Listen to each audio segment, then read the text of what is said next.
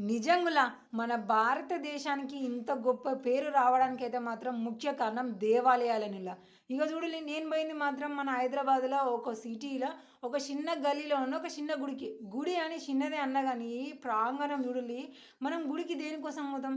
ప్రశాంతంగా ఉండడానికి, మనసంతా ఆహ్లాదంగా ఉండడానికి, మైండ్ అంతా ఫ్రెష్‌గా ఉండడానికి, ఇలాంటివి ఎన్నో పీస్‌ఫుల్ మైండ్ సెట్ కోసం పోతాం. అలా మనకి అడుగు పెట్టిన వెంటనే అనిపియడానికి ఈ ప్రకృతిని చూడండి ఎట్లా సెట్ జేసిల్లో వారెవ్వా! చూడగానే మనసంతా సంతోషంతోటి ఉరకలెత్తే విధంగా పూల చెట్లు, చిన్న చిన్న మంచి గ్రీనరీని సూపర్‌గా సెట్ జేసిల్లు. ఇగ ఎదురుగానే శివుని విగ్రహము, ఇగ మెట్లు చూస్తున్నారు గదా! అటొకటి, ఇటొకటి. ఇటు పోతేనేమో హనుమంతుడు, ఇటు పోతేనేమో వినాయకుడు, అది దాటి పైనికి పోతేనేమో అమ్మవారి గుడి. అబ్బబ్బబ్బబ్బా!